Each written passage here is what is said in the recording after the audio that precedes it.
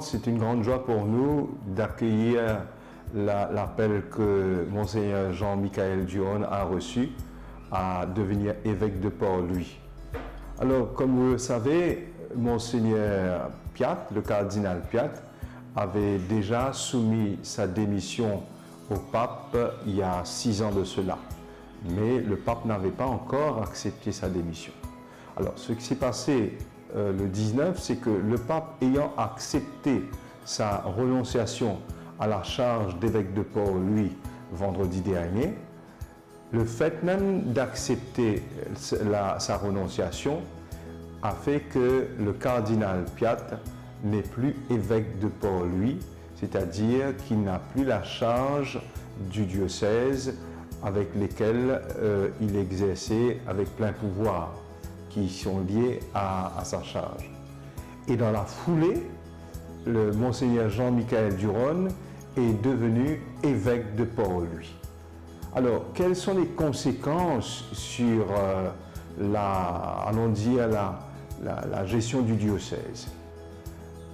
Avec la renonciation de la charge du cardinal Piat, non seulement le cardinal n'est plus évêque et donc ne gère plus le diocèse avec les pouvoirs liés à sa charge, mais aussi plusieurs institutions comme les vicaires généraux, comme les conseils, par exemple le conseil presbytéral, le conseil pastoral diocésain et aussi tous les délégués diocésains qui ont été nommés par lui durant l'exercice de sa charge, eh bien, toutes ces institutions aussi, quelque part, n'exercent plus leur charge.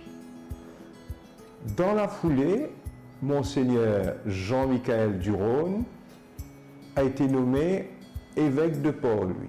Il est évêque nommé. Et comme il l'a annoncé, son ordination épiscopale aura lieu le 20 août. Dans 3 mois. Qu'est-ce qui se passe durant ces 3 mois?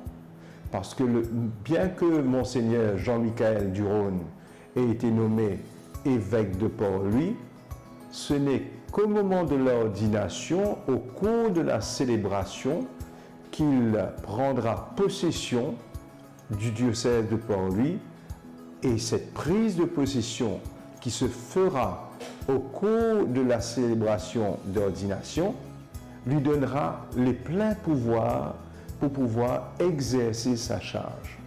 Donc, ce qui veut dire qu'entre le 19 mai, où a eu lieu l'acceptation de la renonciation à la charge du diocèse de Port-Louis du cardinal Piat, qui donc n'a pas les pouvoirs pour gérer le diocèse, et le 20 août, où le prochain évêque aura toutes les charges, il y a comme une période de transition.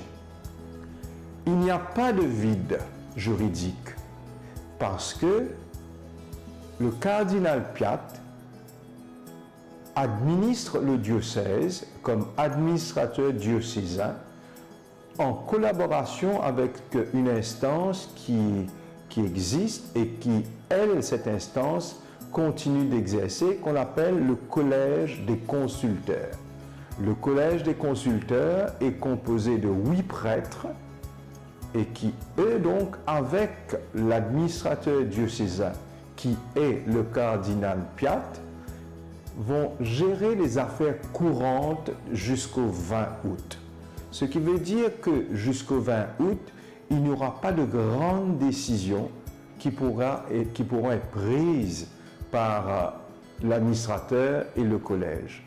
C'est un peu, allons dire dans un langage un peu plus, c'est le caretaker government. Ils vont gérer les affaires courantes parce qu'aucune décision ne pourra être prise. Alors, vous pourrez me poser la question. Monseigneur Jean-Michel Duron, qui a été nommé évêque de Port-Louis, est-ce qu'il peut prendre de grandes décisions d'ici son ordination épiscopale? Comme je viens de le dire, il est évêque nommé. La prochaine étape, c'est son ordination, donc c'est la dimension sacramentelle, où il va recevoir l'ordination épiscopale. Et dans la foulée, c'est ce qu'on appelle la prise de possession de sa charge, qui est un acte juridique et qui va être manifesté au cours de la célébration. Nous pourrons un autre jour expliquer les différents rites de la célébration de l'ordination d'un évêque.